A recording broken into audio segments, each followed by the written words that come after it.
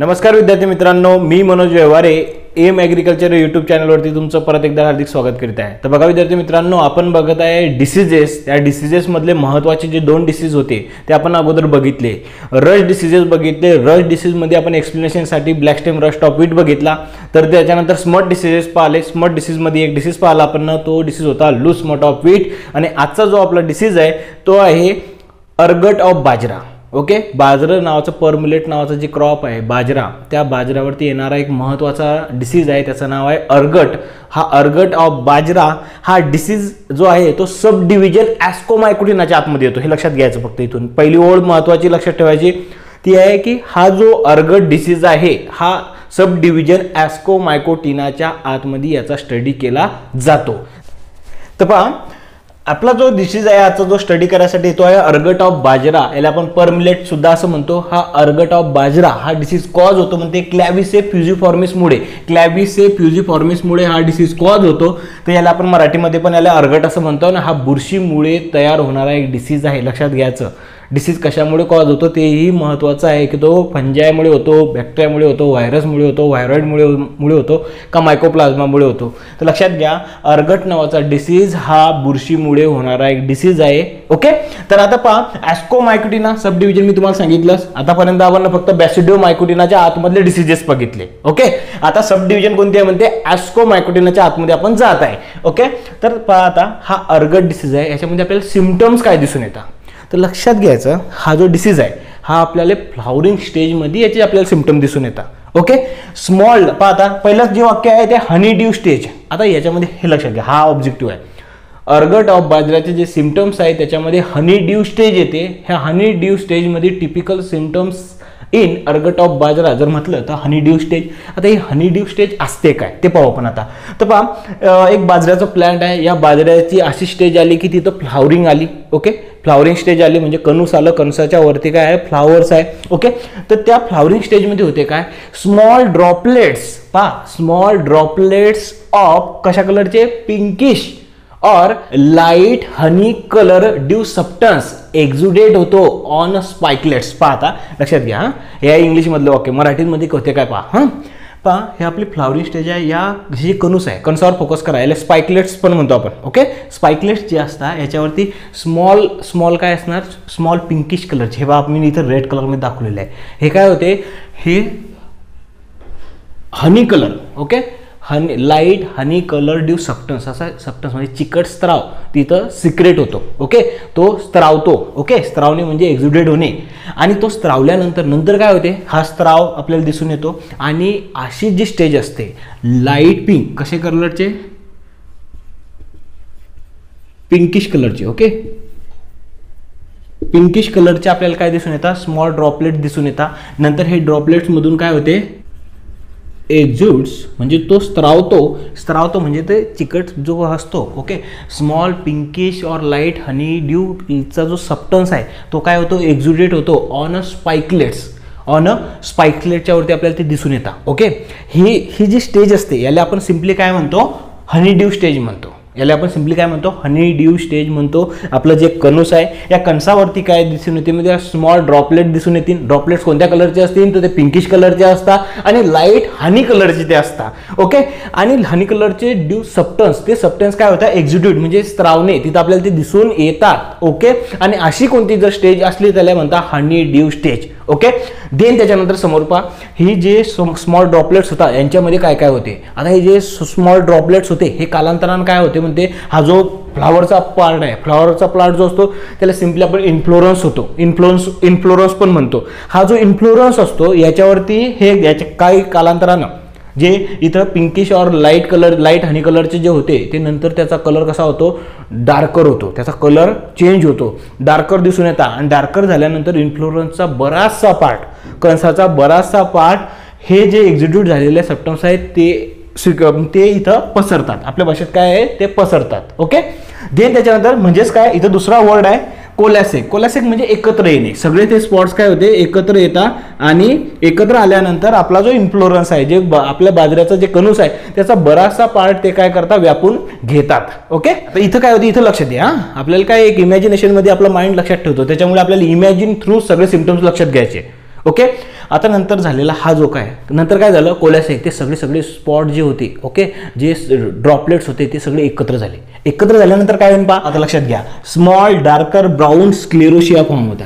आता स्क्लेरोशिया काय फॉर्म होता म्हणते, स्क्लेरोशिया तिथं फॉर्म होतात. तुमच्या कंसावरती स्क्लेरोशिया फॉर्म होतात. प्रोजेक्टिन तुमचे जे ग्लूम्स असतात, ओके, फ्लावरिंग स्टेजमध्ये जे फ्लावरच्या आतमध्ये जे सीड तयार होते तो जे आउटर मेम्ब्रेन असते त्याला आपण ग्लूम्स म्हणतो. त्या ग्लूमच्या आतमध्ये काय होते, स्क्लेरोशिया फॉर्म होतात.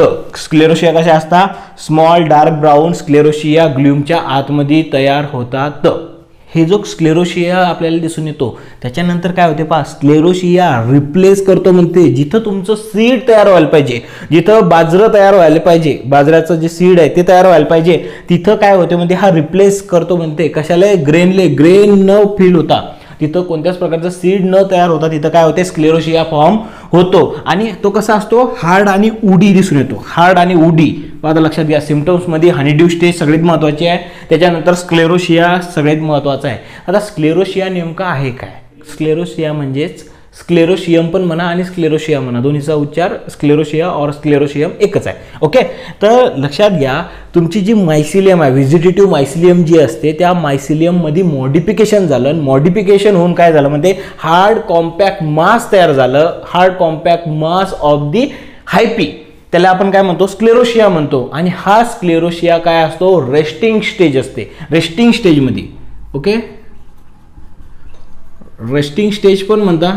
जेव्हा अनफेवरेबल इन्व्हायरमेंट राहील मायसिलियम ग्रोन होण्यासाठी, तेव्हा काय करते, ते रेस्टिंग स्ट्रक्चर तयार करते. त्यालाच आपण काय म्हणतो, hard compact mass of the hyphae म्हणजेच काय, स्क्लेरोशिया. आणि जेव्हा फेवरेबल इन्व्हायरमेंट येईल तेव्हा ते काय होते, जर्मिनेट होते. ओके, तेव्हा ते काय होते, जर्मिनेट होते. आणि ते जर्मिनेट झाल्यानंतर तिथं स्ट्रोमा तयार होतो. तिथं काय तयार होतो, स्ट्रोमा. आणि त्या स्ट्रोमाच्या आतमध्ये पेरिथेशिया तयार होतो. काय होतो, पेरिथेशिया तयार होतो. आणि त्या पेरिथेशियाच्या आतमध्ये ॲस्कोस्पोर फॉर्म होतात.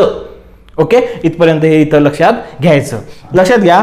आता आणखी इथपर्यंत हे तर महत्त्वाचं आहे. त्याच्यानंतर ही पाचवा, हाही ओल्ड आहे, महत्त्वाची आहे. ओके, इथून ऑब्जेक्टिव्ह निघायचा जास्त चान्सेस आहे. हनीड्यू स्टेजवर जर ऑब्जेक्टिव्ह नाही आला तर इथं ऑब्जेक्टिव्ह निघतो. ओके, दुसरा ऑब्जेक्टिव्ह, स्क्लेरोशिया कंटेन सेव्हरल अल्कलॉइड्स, त्याच्यामध्ये भरपूर प्रमाणात अल्कलॉइड्स असतात. ओके, आणि रिस्पॉन्सिबल फॉर अर्गट पॉइझनिंग. आता पहा, म्हणजेच काय होते, हा जो स्क्लेरोशिया आहे याच्यामध्ये अल्कलॉइड्स असतात. आणि हे अल्कलॉइड्स आपले जे ॲनिमल्स आहे, ओके, म्हणजेच काय, कॅटल म्हणा, बफेलोस म्हणा, जे आपले जनावर आहे, ह्या जनावरांसाठी तिथं काय होते, अल्कलॉइड्स असल्यामुळे ते पॉयझनिंग असते जनावरांसाठी. आणि त्याच्यामध्ये का असते, तर त्याच्यामध्ये अर्गटॉक्झिन असते. काय असते, तर अर्गटॉक्झिन तिथं असतात. त्याच्यामुळे ते पॉयझनिंग आहे फॉर ॲनिमलसाठी. ओके, त्याच्यामुळं लक्षात घ्यायचं, ज्या फील्डमध्ये अर्गट डिसीज आलेला असणार जास्त प्रमाणात, तिचे जे ग्रेन आहे ते आपण जनावरांना देताना जरा सांभाळून द्यायचे. ओके, तर पहा, आता अगोदर आपण पाहिलं कॉझल ऑर्गॅनिझम पाहिलं. क्लॅव्हिसे फ्युजिफॉर्मिसमुळे अर्गट ऑफ बाजरा कॉज होतो. तर ह्या बाजरा क्रॉपर डाउनी मिल्ड्यू ऑफ बाजरा येतो, तो कॉज बाय स्क्लेरोस्पोरा ग्रॅमिनिकोला. या दोन्हीचे जे आहे पहा, लक्षात घ्या, डाउनी मिल्ड्यू आणि अर्गट, या दोन डिसीजच्या कॉझल ऑर्गॅनिझममध्ये कन्फ्यूज होतो. तर आपल्याला अर्गट ऑफ बाजरा माहीत आहे, क्लॅव्हिसे फ्युजिफॉर्मिसमुळं अर्गट ऑफ बाजरा कॉज होतो. तर स्क्लेरोस्पोरा ग्रॅमिनिकोलामुळं कोणता डिसीज कॉज होतो, तर तिथं डाउनी मिल्ड्यू ऑफ बाजरा कॉज होतो. ह्या दोन्हीच्या कॉझल ऑर्गॅनिझममध्ये कन्फ्युजन होते, म्हणून ते इथून लक्षात ठेवायचं. त्याच्यानंतर आपण पाहू आता इटिओलॉजी. ओके, आता आपण पाहत आहे इटिओलॉजी पाहत असताना लक्षात घ्या. हां, अगोदर आपण कॉझल ऑर्गॅनिझम पाहिले, नंतर सिम्पटम्स पाहिले. आता आपण पाहत आहे इटिओलॉजी म्हणजेच काय, तर त्याच्यामध्ये कशा प्रकारचे मायसिलियम आहे, स्पोर कोणते तयार होतात, त्याच्यानंतर स्पोर फ्रूट कोणतं तयार होते. ओके, तर पहा, इटिओलॉजीमध्ये मायसिलियम कशी असते, तर सेप्टेड मायसिलियम असते. त्याच्यात त्या मायसिलियममध्ये क्रॉसऑल ऑर सेप्टा तिथं प्रेझेंट असतो. ओके, अशा प्रकारची ती मायसिलियम आपल्याला दिसून येते, सेप्टेड मायसिलियम दिसून येते. सेप्टेड मायसिलियम दिसून येते आपल्याला. हा झाला सेप्टा. ओके, सेप्टेड मायसिलियम आपल्याला दिसून येते. त्याच्यानंतर आपण पाहिलं की इथं काय दिसून येतं आपल्याला, स्क्लेरोशिया दिसून येतो. स्क्लेरोशिया म्हणजेच काय मी तुम्हाला अगोदर सांगितलं, मायसिलियम फॉर्म तयार होते म्हणते a thick, okay, mycelium form, mycelium through, okay, mycelium through, vegetative जे मायसिलियम असते त्याच्या थ्रू फॉर्म तयार होते म्हणते a thick hard compact mass of hyphae known as sclerotia. त्यालाच काय म्हणतो आपण, स्क्लेरोशिया असं म्हणतो. आणि स्क्लेरोशिया कसं असते, रेस्टिंग बॉडी आहे. रेस्टिंग बॉडी कशावर तयार होता म्हणते, तुमच्या बाजऱ्याचं जे कणूस आहे त्या कणसावरती काय होते म्हणते, ब्लॅक कलरच्या काय होते, स्क्लेरोशिया तिथं तयार होतात. त्याला आपण रेस्टिंग बॉडी असं आपण म्हणतो. ओके, त्याच्यानंतर लक्षात घ्या, आता इथं लक्षात घ्या, असेक्शुअल स्पोर कोणते आहे, तर असेक्शुअल स्पोर कोनिडिया तयार होतो. लक्षात घ्या, सिम्पली लक्षात घ्या, असेक्शुअल स्पोर कोणते तयार होता, कोनिडिया तयार होता. सेक्शुअल स्पोर इथं हे महत्वाचं आहे. ओके, सेक्शुअल स्पोर इथं होता ॲस्कोस्पोर, ॲस्कोस्पोर तयार होता. सेक्शुअल स्पोर कोणते तयार होता, ॲस्कोस्पोर तयार होतात. आता लक्षात घ्या, आणि स्पोर फ्रूट कोणतं तयार होते, स्पोर फ्रूट कोणतं तयार होते, स्पोर फ्रूट तयार होते पेरिथिशिया. ओके, कोणतं तयार होते, पेरिथिशिया नावाचं स्पोर फ्रूट तयार होते. लक्षात घ्यायचं आहे आपल्याला आता की आता आपण इथपर्यंत आपल्याला माहीत झालं काय झालं, small droplets, okay, small droplets pinkish कलरचे तिथं आपल्याला तुमच्या ते स्पाइकलेट्स होतात त्याच्यावरती दिसून आले. त्याचाच आणखी काय होते, or light honey colour due substance तिथे एक्झुडेट झाला.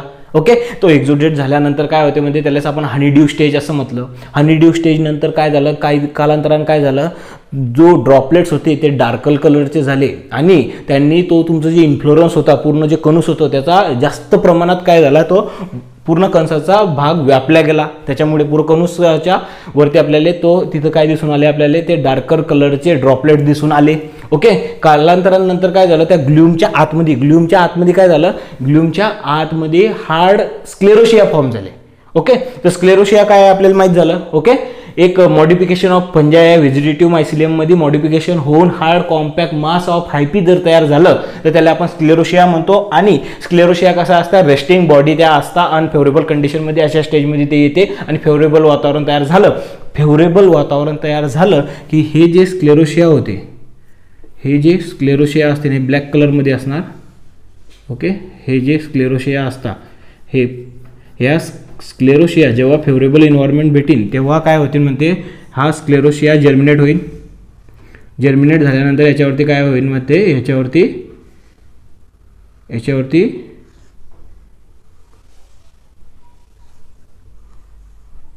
स्ट्रोमा, याच्यावरती काय तयार होतील म्हणते, स्ट्रोमा तयार होतील. आता पण लक्षात घ्या, स्ट्रोमा नावाचं जे स्ट्रक्चर आहे मॉडिफिकेशन ऑफ फंजाईचा, ही पण हे स्ट्रोमा नावाचं जे स्ट्रक्चर आहे हे फक्त अर्गट डिसीज ऑफ मध्ये दिसते. अर्गट डिसीजेसमध्येच आपल्याला स्ट्रोमा नावाचं स्ट्रक्चर दिसते. आणि या स्ट्रोमाच्या आतमध्ये हे जे स्ट्रोमा आहे, या स्ट्रोमाच्या आतमध्ये हे पेरिथिशिया फॉर्म होते. काय तयार होते, पेरिथिशिया फॉर्म होते. पहा, स्ट्रोमा आहे, हे स्ट्रोमाच्या आतमध्ये अशा प्रकारचं पेरिथिशिया जे मडक्यासारखं किंवा कोनिकल फ्लाकसारखं जे स्ट्रक्चर होतं मी सांगलं होतं, पेरिथिशिया फॉर्म होतो. पेरिथिशिया काय आहे, तर पेरिथिशिया काय आहे, सेक्शुअल स्पोर फ्रूट आहे. काय आहे, सेक्शुअल स्पोर फ्रूटमध्ये पेरिथिशिया येत होतं. ओके, सेक्शुअल स्पोर फ्रूट त्याचं नाव काय आहे, पेरिथिशिया. आणि हा पेरिथिशिया कशाच्या, स्ट्रोमाच्या आतमध्ये, इथे स्ट्रोमाची जी पेरिफेरी आहे त्याच्या आतमध्ये काय फॉर्म होते म्हणते, इथं पेरिथिशिया नावाचं स्पोर फ्रूट त्या फॉर्म होते. आणि या पेरिथिशियाच्या आतमध्ये, ओके, या पेरिथिशियाच्या आतमध्ये, हे जे पेरिथिशियाच्या आतमध्ये काय होईल म्हणते, अशा प्रकारचं काय होतील, ह्याच्या आतमध्ये आपल्याला स्पोर फॉर्म होतील की ते ॲस्कोस्पोर फॉर्म होतील. कोणते स्पोर तयार फॉर्म होतील, ॲस्कोस्पोर फॉर्म होतात. ओके, हे ॲस्कोस्पोर कशाच्या आतमध्ये, पेरिथिशियाच्या आतमध्ये ॲस्कस तयार होईल. त्या ॲस्कस, ओके, ॲस्कस, आणि ह्या ॲस्कसच्या आतमध्ये ॲस्कोस्पोर फॉर्म होतात. ओके, लक्षात घ्यायचं आहे इथपर्यंत. आणि देन त्याच्यानंतर आता तुम्ही म्हणसान हे असेक्शुअल स्पोर जे होते तो कोनिडिया. तर पहा इथं हनीड्यू कलर होता, हनीड्यू सबस्टन्स जो होता तो एक्झुडेट होणारा, त्याच्यावरती हनीड्यू कलरचा जो एक्झुड्यूट होता तो स्त्रावत होता. त्याच्यामध्ये जे मायसिलियल असतील त्या मायसिलियामध्ये जे कोनिडिया असतील स्पोर तयार होतील त्याच्या थ्रू काय होते, जर इन्सेक्ट असले सकिंग पेस्ट जर असल्या त्याच्या पायाला किंवा पेस्टच्या पायाले जर ते लागले ते कोनिडिया ते इकडून तिकडे स्प्रेड जर झाले तर तिथून ते कोनिडिया काय होते, ते तिथं कोनिडिया फॉर्म होतात. तर लक्षात ठेवायचं प्रॉमिनंटली आपल्या लक्षात काय घ्यायचं आहे, सेक्शुअल स्पोर कोणते आहे तर ॲस्कोस्पोर आहे. स्पोर फ्रूट खूप महत्त्वाचा आहे. स्पोर फ्रूट कोणता आहे, पेरिथेशिया आहे. आणि लक्षात घ्यायचं आहे की जे स्ट्रोमा नावाचं, स्ट्रोमा जे मॉडिफिकेशन ऑफ फंजाई असते, स्ट्रोमा हार्ड कॉम्पॅक्ट मास तयार होते आणि हे फक्त अर्गट डिसीजमध्येच आपल्याला स्ट्रोमाच्या आतमध्ये, स्ट्रोमाची जी पेरिफेरी आहे त्याच्या आतमध्ये पेरिथेशिया नावाचं स्पोर फ्रूट तयार होते आणि त्याच्या आतमध्ये ॲस्कस तयार होतो आणि ॲस्कसच्या आतमध्ये काय होते म्हणते ॲस्कोस्पोर फॉर्म होतात. हे सिम्पली डिसीज सायकल आहे. ओके, देन त्याच्यानंतर आता ही पूर्णची पूर्ण डिसीज सायकल आहे. परत काय होईल, हा ॲस्कोस्पोर आहे. ॲस्कोस्पोर काय होईल म्हणते जर्मिनेट होईल. जर्मिनेट झाल्यानंतर काय करेल म्हणते परत तो याला इन्फेक्ट करेल, बाजऱ्याच्या प्लांटला परत तो इन्फेक्ट करेल. ओके, अशा प्रकारे ती डिसीज सायकल चालू असते. परपेच्युएशन नंतर पाहायचं आपल्याला. परपेच्युएशन म्हणजेच काय माहित आहे का, जेव्हा आपला मेन होस्ट नाही आहे तेव्हा माणूस सर्वाईव्ह कसा करतो, तेव्हा ही फंजाई सर्वाईव्ह कशी करीन. तर पहा त्याच्यामध्ये प्रायमरी इन्फेक्शन आहे. प्रायमरी इन्फेक्शन कशा थ्रू होते लक्षात घ्या. Primary infection through ascospore, ascospore through primary infection होते. पण आता लक्षात घ्या हे ॲस्कोस्पोर कसे तयार झाले मी तुम्हाला अगोदरच सांगितलं. ओके, तर पहा ॲस्कोस्पोर प्रोड्यूस बाय जर्मिनेशन्स ऑफ स्क्लेरोशिया. जो स्क्लेरोशिया आहे, ओके, हा जो डार्क कलरचं मी सांगलो तुम्हाला डार्क कॉम्पॅक्ट मास ऑफ हायपी जे होतं आणि हे रेस्टिंग स्ट्रक्चर होतं. हे रेस्टिंग स्ट्रक्चर सिम्पली काय झालं, या रेस्टिंग स्ट्रक्चरवर इथं स्ट्रोमा तयार झाला. स्ट्रोमा पण काय होतं, सिम्पली हार्ड कॉम्पॅक्ट मास होतं म्हणते स्ट्रोमा. आणि हे स्ट्रोमा नावाचं स्ट्रक्चर फक्त अर्गट डिसीजेसमध्ये तयार होते. आणि या स्ट्रोमाच्या आतमध्ये हा जो हा स्क्लेरोशिया आहे, हा स्क्लेरोशिया आहे. ओके, हा स्ट्रोमा आहे आणि ह्या स्ट्रोमाच्या आतमध्ये काय तयार झालं म्हणते पेरिथेशिया तयार झालं. हा पेरिथेशिया तयार झाला आणि ह्या पेरिथेशियाच्या आतमध्ये काय झालं म्हणते, ह्या पेरिथेशियाच्या आतमध्ये इथं झाला हा झाला ॲस्कस. काय तयार झाला ॲस्कस. आणि ह्या ॲस्कसच्या आतमध्ये असतो म्हणते ॲस्कोस्पोर. काय असतो आता ॲस्कोस्पोर या इथं असणार कशाच्या आतमध्ये. आता इथून लक्षात घ्या. तर हे स्क्लेरोशिया फॉर्म झाले. आपल्याला माहीत झालं की तुमच्या कंसावरती स्क्लेरोशिया फॉर्म झालते. स्क्लेरोशिया रेस्टिंग स्ट्रक्चरमध्ये जाणार, म्हणजे कुठं सॉईलमध्ये ते राहणार तसे रेस्टिंग स्ट्रक्चरमध्ये. त्याचा मेन होस्ट नाही आहे. जेव्हा फेवरेबल वातावरण आलं तेव्हा हा स्क्लेरोशिया टू काय आला, जर्मिनेट झाला. जर्मिनेट झाल्यानंतर स्ट्रोमा तयार झाला. तिथं स्ट्रोमा तयार झाल्यानंतर स्ट्रोमाच्या आतमध्ये पेरिथेशिया तयार झाला. पेरिथेशियाच्या आतमध्ये काय तयार झालं म्हणते, तिथं ॲस्कस तयार झाला. ओके, पेरिथेशिया नावाचं स्पोर फ्रूट आहे, त्याच्यामध्ये ॲस्कोकार्पचं ते पेरिथेशिया एक सेक्शुअल स्पोर फ्रूट आहे. त्याच्या आतमध्ये काय झाले ॲस्कस तयार झाली. ॲस्कसच्या आतमध्ये ॲस्कोस्पोर तयार झालं आणि हे ॲस्कोस्पोर प्रायमरी इन्फेक्शन करतात. पहा इथं पहा germination of स्क्लेरोशिया in the soil म्हणजेच काय प्रायमरी इन्फेक्शन सॉईल थ्रू होते. कारण ते साधी गोष्ट आहे ना. काही दिवसानंतर कालांतरानं तिथंच काय होणार, ते कंसावरचे जे स्क्लेरोशिया फॉर्म झाले बरेच कंस तिथं राहणार, ते सॉईलमध्येच तिथं राहणार. आणि सॉईलमध्ये जेव्हा फेवरेबल वातावरण तयार होईल तेव्हाच काय फेवरेबल एन्व्हायरमेंट झाल्यानंतर काय होते ते जर्मिनेट होतात. अशा प्रकारे ॲस्कोस्पोर थ्रू प्रायमरी इन्फेक्शन होते. तर सेकंडरी इन्फेक्शन पहा. सेकंडरी इन्फेक्शन मी तुम्हाला अगोदर सांगितलं कोनिडिया जो असेक्शुअल स्पोर आहे म्हणते, asexual spore conidia carried by wind, हवे थ्रू. इथं जे अगोदरचं जे झालं हवा झाली, हवा आल्यानंतर इकडच्या तिकडे ते स्प्रेड होणार. ओके, हवे थ्रू होते. And by insect attack. आता इन्सेक्टचा अटॅक दिसून येईल आपल्याला ज्या सकिंग पेस्ट आहे पर्टिक्युलरली तिथं हनीड्यू म्हणजे चिकट स्त्राव तयार होतो, आपल्याला अगोदरच माहित आहे. तर हा जे इन्सेक्ट आहे ॲफिड जॅसिड, जे काय सकिंग पेस्ट आहे ॲफिड जॅसिड व्हाईट फ्लाय, त्या सकिंग पेस्ट इन्सेक्ट ओके किंवा बिटल्स असो, ते काय करतील, हे इन्सेक्ट काय करतील त्याच्या पायाला तोंडाद्वारे खाताना किंवा पायाद्वारे काय करतील अटॅक करतील. त्या इन्सेक्टचा अटॅक झाला तर काय होईल, बाय हनीड्यू, तो हनीड्यू सबस्टन्स जो एक्झुडेट होत होता स्त्रावत होता त्याच्यावरती हे इन्सेक्ट आल्यानंतर पण एक इन्सेक्ट इथं बसल्यानंतर दुसरीकडे जाईल. ओके, हनीबी थ्रू सगळ्या थ्रू काय होईल, जिथं जिथं हा चिकट स्त्रावा येणारी जी स्टेज आहे हनीड्यू स्टेज, त्या स्टेजमध्ये हा डिसीज त्या फील्डमध्ये या फील्डमधून त्या फील्डमध्ये इन्सेक्टद्वारे ट्रान्समिट होतो. हवा आणि इन्सेक्टद्वारे सेकंडरी इन्फेक्शन आपल्याला दिसून येते. प्रायमरी इन्फेक्शन पर्टिक्युलरली ॲस्कोस्पोर थ्रू होते. आता पाहू आपण मॅनेजमेंट पाहत असताना लक्षात घ्यायचं आहे की मॅनेजमेंट करत असताना हा जो डिसीज आहे हा होऊ नये म्हणून एक स्पेशल ट्रीटमेंट आहे. आता स्पेशल ट्रीटमेंट म्हणजे काय 20%. आता लक्षात घ्यायचं हां, 3 डिसीज इथे सांगतो, हे एका वाक्यावर सांगतो, नंतर आपण आतमध्ये जाऊ हां. तर पहा, ब्लास्ट ऑफ राईस नावाचा डिसीज आहे, ब्लास्ट. ओके, त्याच्यानंतर अर्गट ऑफ सॉर्गम म्हणा और ज्वार, और त्याला ज्वारी बी म्हणतो आपण, ज्वारी. आणि अर्गट ऑफ पर्मलेट म्हणा और बाजरा. आता लक्षात घ्यायचं, हा ब्लास्ट ऑफ राईस आहे. तर ब्लास्ट ऑफ राईससाठी आपण ब्राईन सोल्युशन म्हणजे मिठाच्या द्रावणाची ट्रीटमेंट करतो 3%ची. त्याच्यानंतर लक्षात घ्यायचं आहे की आपल्या महाराष्ट्रामध्ये ॲज कम्पेअर टू ज्वारी खाणारे जास्त लोक आहे कम्पेअर टू बाजरी. म्हणून लक्षात ठेवायचं, अशा या कॉन्सेप्टवर हे लक्षात ठेवायचं की 30% मिठाच्या द्रावणाची ट्रीटमेंट करतो आपण अर्गट ऑफ सॉर्गम.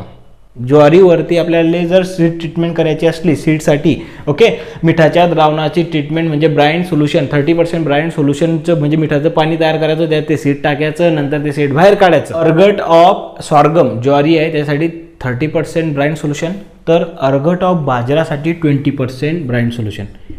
कन्सेप्ट एवढाच लक्षात ठेवायचा की आपण बाजऱ्यापेक्षा ज्वारी जास्त प्रमाणात खातो. ओके, म्हणून जास्त प्रमाणात खातो म्हणून 30% मिठाच्या द्रावणाची ट्रीटमेंट त्याला आणि 20% मिठाच्या द्रावणाची ट्रीटमेंट अर्गट ऑफ बाजरीसाठी. ओके, हा एक कन्सेप्ट आहे, इथल्या इथं लक्षात ठेवायचा. तर पहा आता ॲडजस्टमेंट पहिलंच पहा, ॲडजस्टमेंट ऑफ सोईंग डेट. आता सोईंग डेटमध्ये ॲडजस्टमेंट करायची का करायची, तर त्याचं रिझन आहे की फ्लॉवरिंग स्टेज यायला नको म्हणजे सप्टेंबर महिन्यात. फ्लॉवरिंग स्टेज यायला नको सप्टेंबर महिन्यामध्ये. मग आता काय करायचं, हे सप्टेंबरमध्येच का बरं फ्लॉवरिंग स्टेज यायला नाही पाहिजे, तर लक्षात घ्यायचं आहे 20 to 30 degree Celsius temperature and 80% relative humidity या डिसीजसाठी फेवरेबल आहे. ओके, आणि सप्टेंबरच्या आसपास पाऊस पण चालू असतो. तर त्या स्टेजमध्ये, त्या वातावरणामध्ये फ्लॉवरिंग स्टेज यायला नको म्हणून आपण काय करायचे, ॲडजस्टमेंट्स ऑफ सोईंग. मग प्रॉमिनंटली केव्हा सोईंग करायची, तर जून महिन्यामध्ये. ओके, जेव्हा आपण म्हणतो ना जून जुलैमध्ये सोईंग करायची, जे आपण खरीप क्रॉप जेव्हा सोन करतो तेव्हाच त्याची सोईंग करायची. अर्ली थोडी सोईंग करायची, अर्ली सोईंग जूनमध्येच आपण सोईंग करायची. ओके, देन त्याच्यानंतर पहा 20% मिठाच्या द्रावणाची एक बकेट घेतली. ओके, या बकेटमध्ये काय केलं आपण, 20% मिठाचं सोल्युशन पाहिजे आपल्याला. ओके, म्हणजेच 200 ग्रॅम घ्यायचं, 1000 ml साठी. ओके, 1000 ml साठी किती घेतलं आपण ना, 200 ग्रॅम म्हणजे 20%चं सोल्युशन तयार होते. ओके, सिम्पली 20%चं ब्राईन मिठाच्या द्रावणाची ट्रीटमेंट करायची. मीठ घ्यायचं, सॉल्ट घेतलं 20%चं सोल्युशन तयार करायसाठी हे कंपोजिशन या प्रमाणात आपण वापरायचं, जेवढे आपले सीड असले तसं.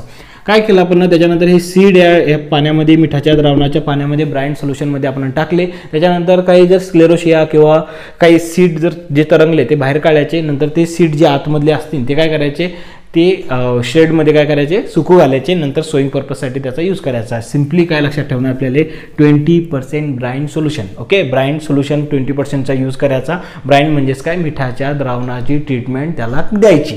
ओके, देन त्याच्यानंतर remove of collateral host. Collateral होस्टचा अगोदरच माहिती आपल्याला, कोलॅटरल म्हणजेच काय, सेम फॅमिलीमध्ये असणारे मेंबर, सेम फॅमिलीमध्ये जे असतात त्यांना काय करायचं, रिमूव्ह करायचे. आता रिमूव्ह कोणते करायचे, आता हे बुफेल ग्रास आहे. ओके, ग्रासेस आहे, दोन्ही पण ग्रासेस आहे, बुफेल ग्रास आणि ब्ल्यू प्लॅनिक ग्रास आहे. ओके, ह्या बुफेल ग्रासचं आहे लक्षात घ्यायचं. जे मंडळी MCR आणि ICRची जे मंडळी आहे त्यांनी काय करायचं, बुफेल ग्रासचं जे सायंटिफिक नेम आहे ते लक्षात ठेवायचं. कोणतं आहे म्हणते, सिंचरस सिल्ल्यारिस जे नाव आहे म्हणते ते आहे बुफेलस ग्रासचं. ब्ल्यू पॅनिकम ग्रासचं जे सायंटिफिक नेम आहे ते आहे पॅनिकम अँटीडोटल. ओके, पॅनिकम अँटीडोटल नाव हे लक्षात ठेवायचं. हे दोन नावं सायंटिफिक नेम लक्षात ठेवायचे. हे कोलॅटरल होस्ट आहे म्हणते अर्गट ऑफ बाजऱ्याची. ओके, देन त्याच्यानंतर स्प्रेइंग, केमिकल स्प्रे करू शकतो आपण. ओके, केमिकल स्प्रे कोणता आहे म्हणते, कार्बेंडेझिम एक सिस्टेमिक फंगिसाइड आहे. कार्बेंडेझिम बायोस्टिन नावाने भेटते, त्याच्या आतमध्ये कार्बेंडेझिम असते. ओके, तर पहा 500 ग्रॅम कार्बेंडेझिमचा स्प्रे करायचा म्हणते. इनिशियल स्टेज ऑफ 5% फ्लॉवरिंग जेव्हा होते, 5% फ्लॉवरिंग स्टेजमध्ये पहिला स्प्रे करायचा म्हणते. आणि नंतर दुसरा स्प्रे करायचा म्हणते मॅनकोझेब 2 kgचा यूज करायचा 50% फ्लॉवरिंग स्टेज असल्यानंतर. 50% जेव्हा फ्लॉवरिंग स्टेज होते तेव्हा दुसरा स्प्रे लगेच घ्यायचा. ओके, हे 2 स्प्रे जरी घेतले तरी बी बऱ्यापैकी कंट्रोल तिथं येते. ओके, हे झालं management of ergot of bajra. Okay, पहा विद्यार्थी मित्रांनो, तुम्ही व्हिडिओ पहा आणि व्हिडिओ पाहत असताना व्हिडिओमध्ये काय अडचण असली, ओके, या टॉपिकबद्दल तुम्हाला काही एक अडचण असली तर तुम्ही तिथं काय करा, कमेंट करा आणि लाईक करा, शेअर करा आणि सबस्क्राईब करा. ओके.